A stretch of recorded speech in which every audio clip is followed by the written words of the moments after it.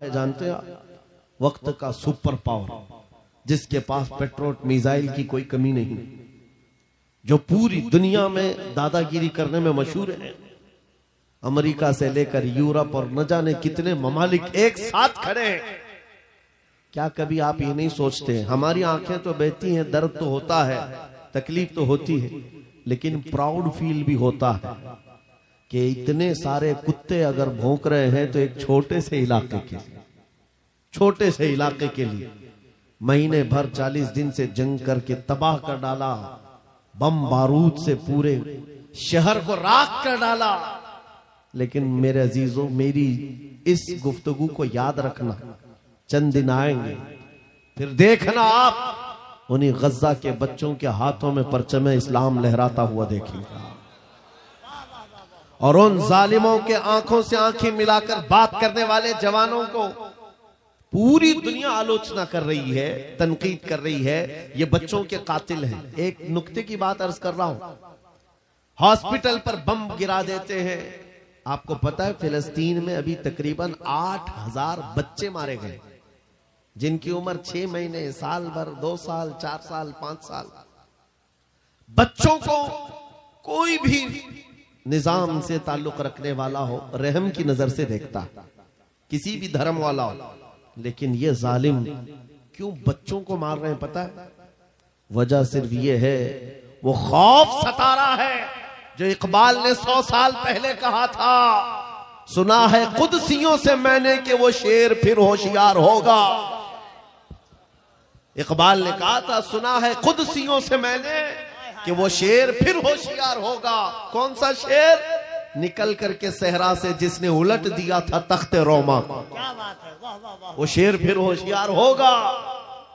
ये इजराइली वही काम कर रहे हैं जो इनके बाप दादा फिरौनी ताकत किया करते थे। फिरौन को नुजूमियों ने बताया था कि एक बच्चा पैदा होगा जो तेरी सल्तनत को हिलाक कर देगा, और इस खौफ से उसने 1 साल के अंदर 12,000 बच्चों को कत्ल कर डाला था। नुजूमियों ने बताया था फिरौन के ख्वाब की ताबीर में 12,000 बच्चों को कत्ल कर डाला, लेकिन जो बच्चा इसकी सल्तनत को हिलाक करने वाला था वो मूसा अलैहिस्सलाम थे। पैदा भी हुए हैं और फिरौन के घर में ही अल्लाह ने उनको पाला।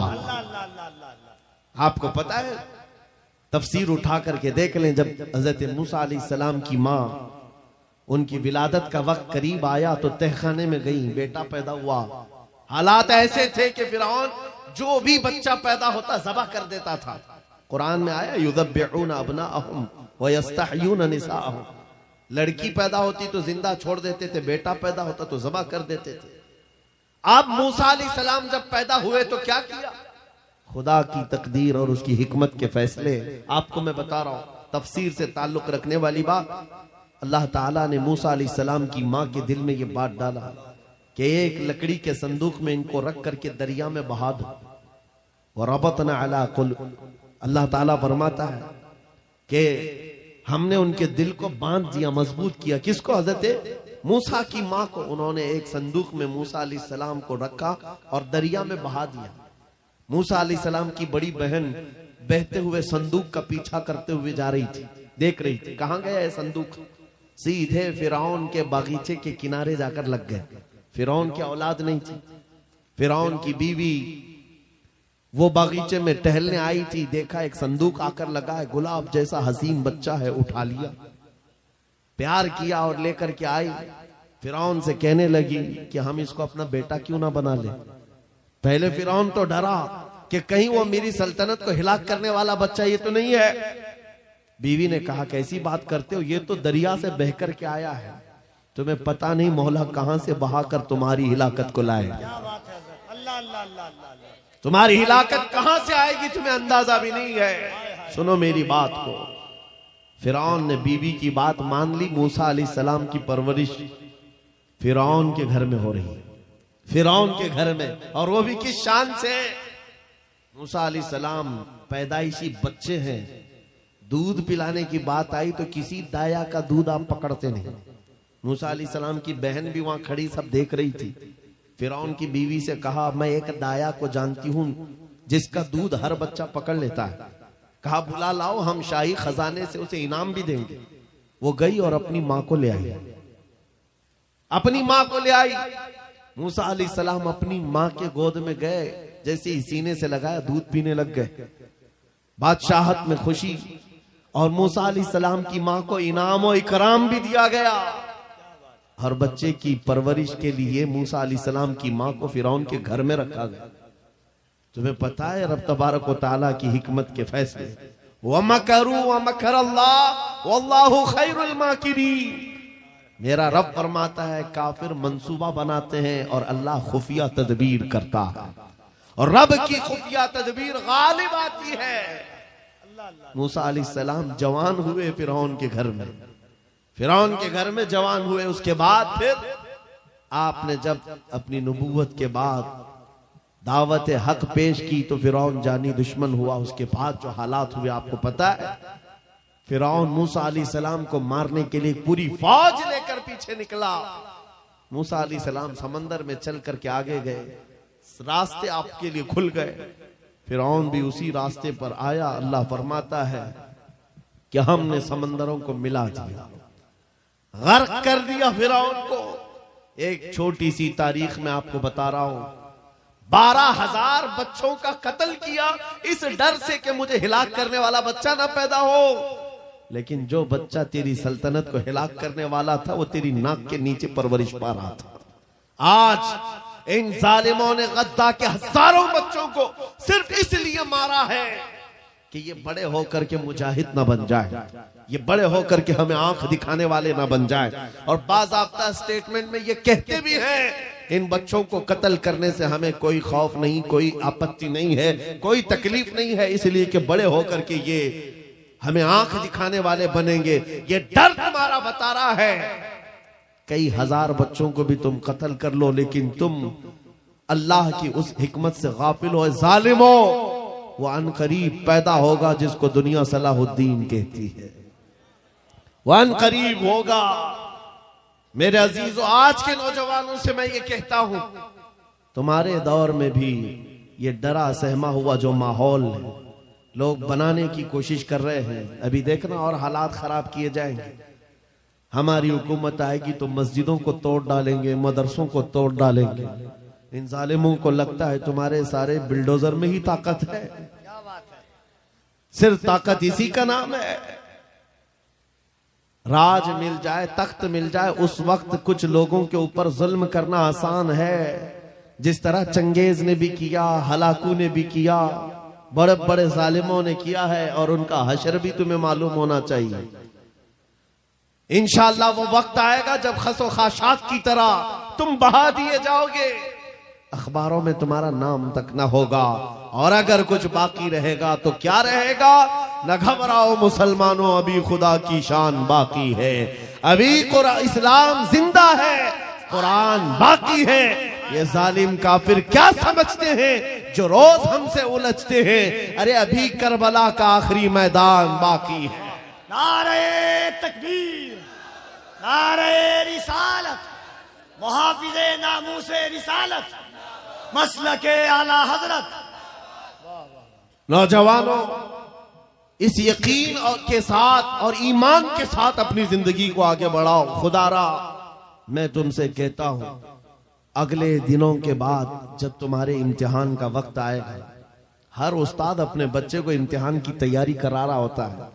बेटा सवालात ऐसे आएंगे, टाइम इतना होगा, स्क्वाड भी होंगे, चेक करने वाले एग्जाम हॉल में बार बार आएंगे, तुम्हें देखेंगे। उस वक्त तुम खौफ से अपने हाथ में कपकपी नहीं पैदा करना, दिल को जमाना और अपना इम्तिहान मुकम्मल करना। यह हर उस्ताद अपने बच्चों को तरकीन करता रहता है।